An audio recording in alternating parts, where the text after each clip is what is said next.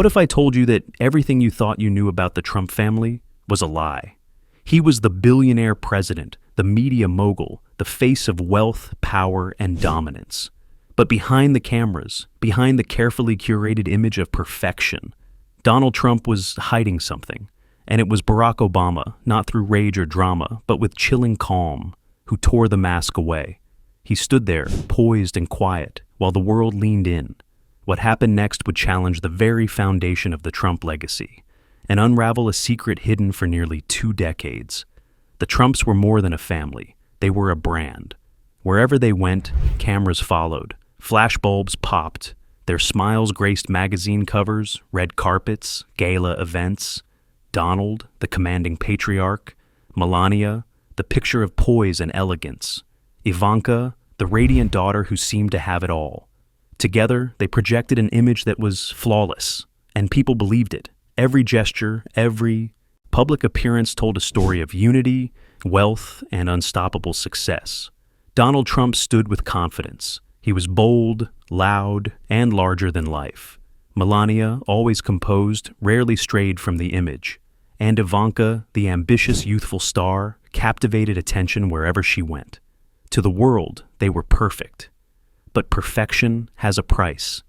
And perfection, real or fake, always leaves behind clues. Behind the scenes, whispers floated quietly. Rumors of secrets. Stories that felt too fragile to repeat. Ivanka disappearing for weeks with no explanation. Melania at times seeming cold, withdrawn.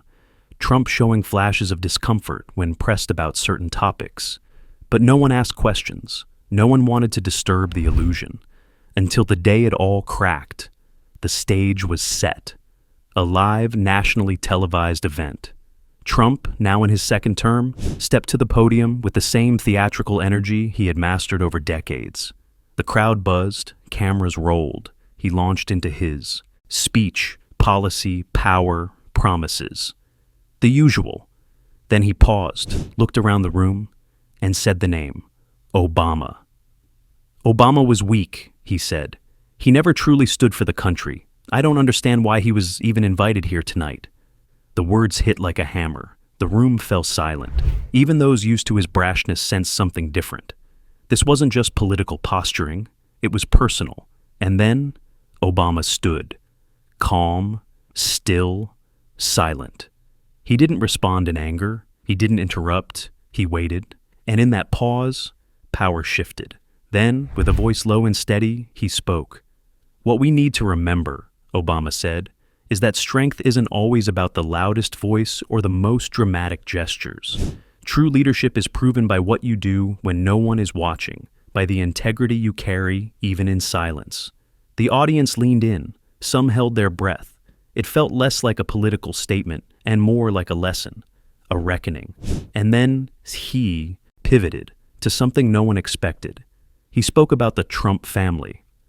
Think back to Ivanka Trump at 24, he said. She was at the peak of her modeling career, constantly in the public eye, and then, suddenly, she vanished.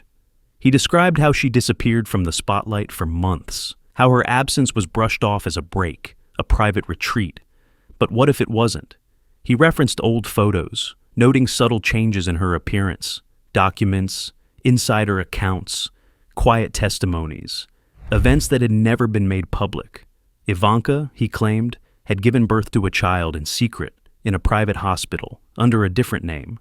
And a few months later, Melania appeared with a newborn baby, Barron. The story was clean, simple, elegant. Melania was the mother, Barron, the youngest heir to the Trump legacy. But what if the story was wrong?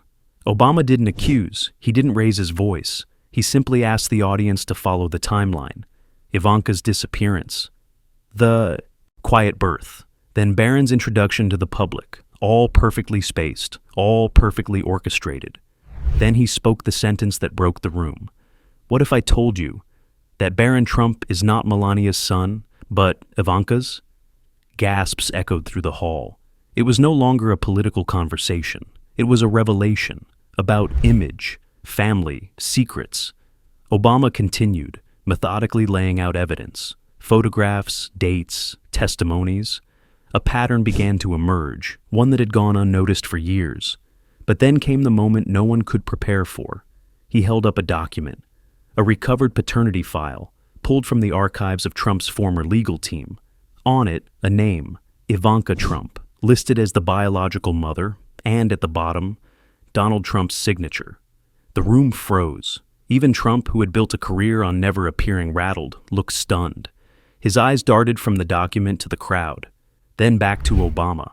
He said nothing, no one did, because there was nothing to say. The illusion had cracked. For years, the Trumps had stood as a symbol of success, of control, of unity. But now, that carefully built image was unraveling, slowly, painfully, and undeniably. Obama didn't gloat. He didn't press. He let the truth do the talking. His voice remained steady. The evidence spoke louder than any accusation ever could. And the crowd? They weren't reacting like an audience at a political rally. They were witnesses to something deeper. The revelation wasn't just about parentage, it was about perception. How we accept the stories we're told. How easily an image can be curated, sold, and believed. Even now, years later, people still talk about that moment. The calm, the silence, the way one man used truth, not noise, to shake a legacy. For Donald Trump, it wasn't just a political defeat. It was a personal unraveling, a mirror turned inward, a story too big to control. And for the public, it was a wake-up call, a reminder that even the most polished images can hide the deepest secrets. In the end, this wasn't just a political drama, it was a human one, about family, identity, control, and the quiet, patient power of truth. Because no matter how loud someone shouts, no matter how perfect a picture seems, reality, no matter how deeply buried, always finds a way to be seen. What do you believe? Comment below.